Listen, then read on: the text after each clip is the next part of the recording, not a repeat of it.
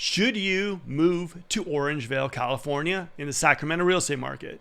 We're going to have a candid conversation about it. This is 2022. This is August, just after school started.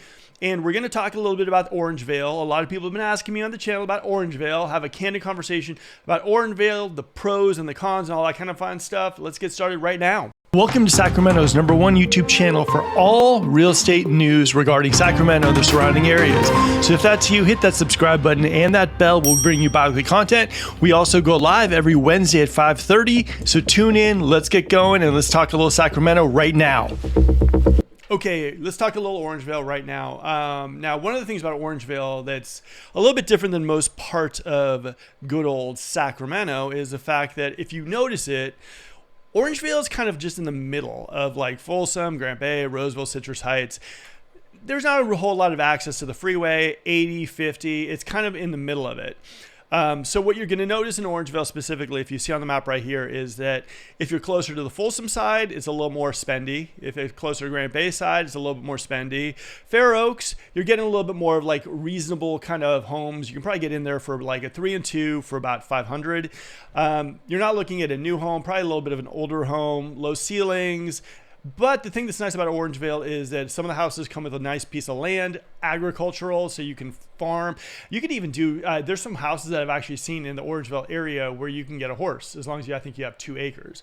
So Orangevale has their spots. If you're looking more of the affordable Orangevale, you're probably looking more Fair Oaks and Citrus Heights.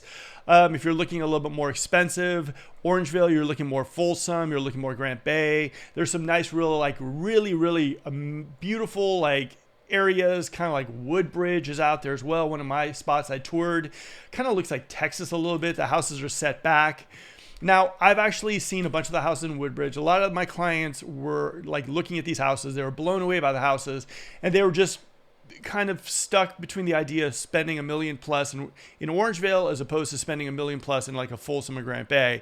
That was their thing. I mean, Orangevale is still a fantastic place to live.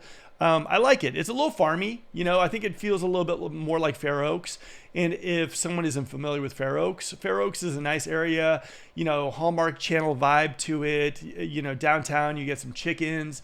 And so that's kind of what you're getting from Orangevale as well, too. Citrus Heights a little bit as well, too. So that's kind of Orangevale in a nutshell. But I will say if someone's looking for a spot where they can get a deal right now in this current market right here, right now, and I encourage everyone to also look at the date stamps of these videos, because the videos I do, because the market does shift. But I would say right now Orangevale is one of those spots that, because demand was so crazy for Folsom, Granite Bay, maybe about 6 months ago, a lot of people were giving Orangevale, like Orangevale was becoming like super popular, more than it normally had been. So right now what you're seeing is that because Granite Bay has increased their listing amount, Folsom as well too, a lot of people now are kind of leaning towards Folsom, where they were choosing Orangevale a little bit over Folsom because they didn't want to get into the bidding wars, 5 offers, and all that kind of fun stuff. I think Orangevale is a fantastic spot to live. My family, we always during the holiday season go to Dove Court.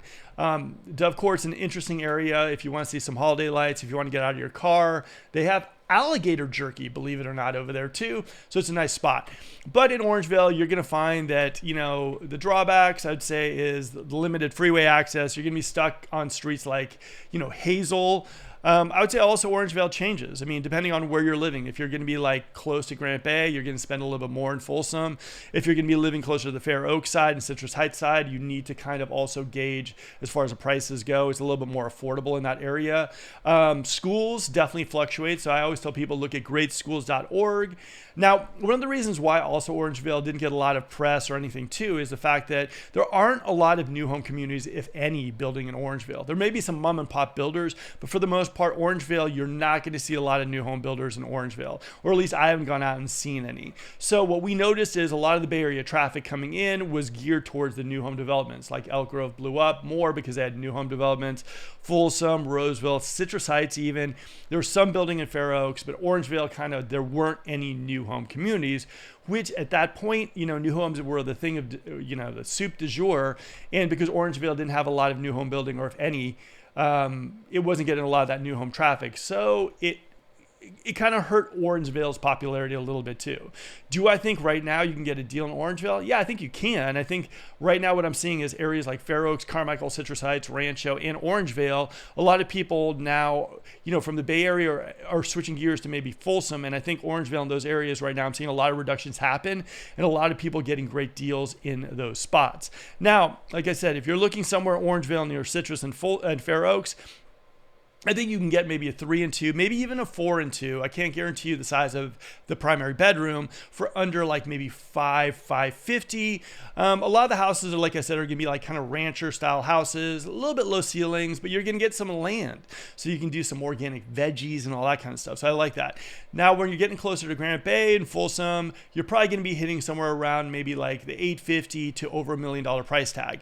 And like I said, a lot of my clients, when we're looking between Folsom and Granite Bay, their choice is, do I go Orangevale, spend maybe $100,000 less, or do I go up to Folsom? So that's kind of one of the things that you're going to be stuck with if you're in that area. Now, in the Orangevale-ish part near Folsom, you're going to see a lot of kind of tract homes, 4-bedroom, 2.5 baths, and they're nice homes as well too.